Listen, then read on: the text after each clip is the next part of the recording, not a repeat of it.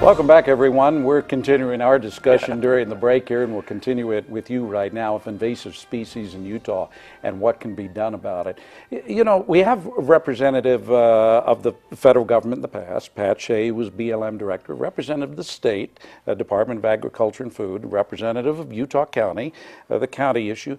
It's got to take a lot of cooperation, and I know that has been difficult in many problems the government has tried to solve, cooperation between federal government, state government, county government. How is this working with invasive species?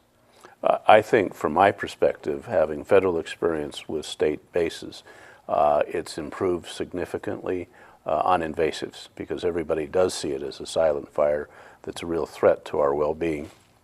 But you still, at the end of the day, get down to these budgetary disputes about, okay, well, I'll help you, but you're going to pay for my help. Right. And then you get into these difficult budgetary things. There is the National Interagency Fire Center in Boise, Idaho. They've been very good on both the firefighting and on the restoration rehab side, working with states and with the county fire people as well. Mm-hmm. And as we saw in that Squirrel CWMA project that we were out at today, that's the project that Dan did the story on the television program. We did the television program. That really does require all of the partners to come together and cooperate because they all have land and they all have interests in it. Because it is now finally seems becoming to be noticed that just because there's a boundary, plants don't recognize it, and we're having to blur those lines. Because if it's coming from the BLM onto private land, or if it's coming from private land onto BLM land, either way it's a problem. And so we are trying to work together on that, and that's one of the things the state is doing and the counties are doing, is trying to facilitate that working together. And do you also do this with other states? I mean, the plants also don't know the state boundaries, say Nevada or Colorado, Arizona. You're working well with them? Yeah.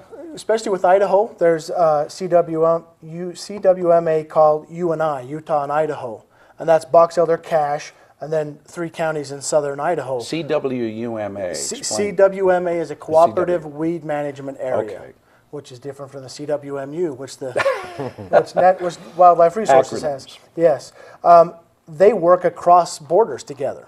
When I was working with Cache County Weed Department, we went to Idaho and gathered insects for a plant called leafy spurge, an invasive weed, brought it back into Utah with permissions of the federal government to cross state lines. But that working together heightened the abilities of both counties, both states, to have a better program. We're doing the same thing with Colorado. Yeah, are you finding the same kind of cooperation amongst counties too? Yeah, most of the CWMAs, each county will have maybe 3 or 4 CWMAs that are either 2 or 3 counties, but then we bring in the BLM, the Forest Service, school trust lands will usually come and participate also. So you could have the BLM Fillmore office sending their crew and the BLM Salt Lake office sending their crew, and SITLA coming from Richfield all the way up to work on a project in a CWMA that's in Utah County.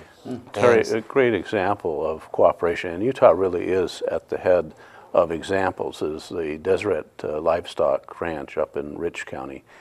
They've done an incredible example where they have public entities, BLM, Forest Service, county and state entities, but also private entities, private ranchers, private agricultural interests cooperating, and they've been able to knock down a lot of the invasives, make the productivity of the soil increase 3- or 4-fold, and even have big game opportunities because the health of the ecosystem has returned. Yeah, it's interesting because of all you ever hear, well, I shouldn't say all you ever hear, but you hear so much from state and local politicians in Utah saying, get the federal government out of our lives. But here's an issue where everybody can come together. Right. We wish that there could be more federal dollars to get down onto the ground, but they're doing what they can. You know, they get sued on a regular basis. They're very careful now with what they're doing to meet all their requirements. But I was going to mention one thing about that's been a big change for the Deseret Land and Livestock is their time-managed grazing. Yep. And we're trying to implement that now in other places as well. Time-managed grazing. Rotation. Rotational grazing, so they have pastures that rest. It's being a very successful program. The Department of Ag is trying to spearhead some of this on Monroe Mountain, and then Three Creeks project, again, in Rich County. And we're using that also then as that tool, as Aaron mentioned. Cattle will eat some of these weeds, and you can also use that as a pasture rotation and a rest to help control weeds. It's very successful. You know, and going back to the, people wanting federal government out, it seems from my experience as the weed supervisor, a lot of the private citizens, private landowners, are willing to actually put money into helping a project. It's too big. They don't know how to tackle it. And so when there's money available from the county, from a grant, from a different organization, and we get a bunch of people there, then like on the project we went and saw this morning, the landowner's paying for the entire helicopter and paying for the entire drill. He wouldn't have done that without the help of all of us being there, because we're going to do a lot of work too. So it is a good thing when you've got some money coming from the government or from different entities.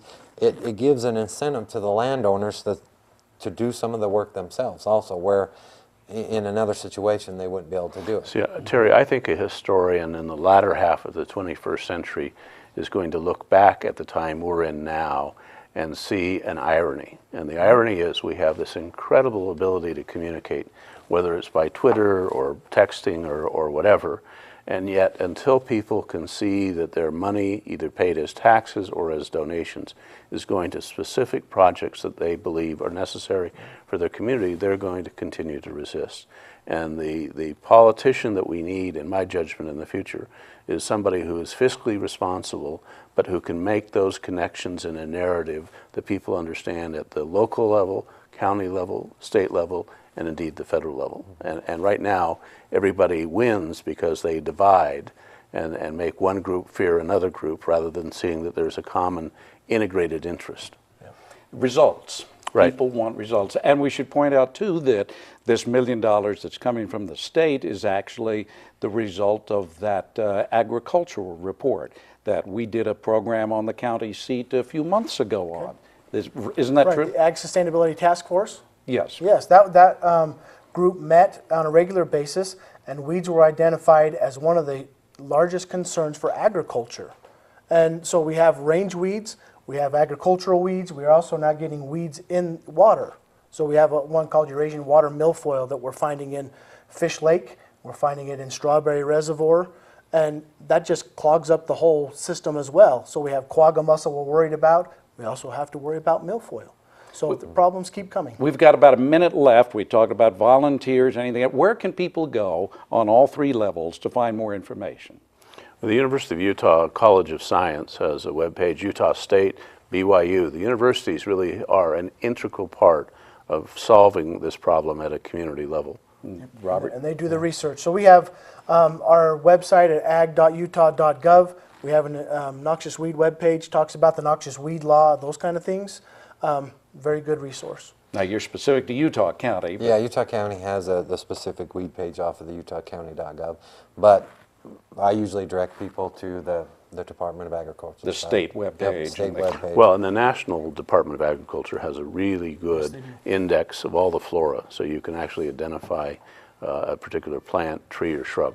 Gentlemen, it's been very interesting. Pat Shea, Rob Hogard, and Aaron Eagar, thank you very much. I've learned a lot today, and hopefully our viewers and listeners have too. Thank you very much. And you're going to get your yard cleaned up. Well, now I'll have to get out and do some work. That's right.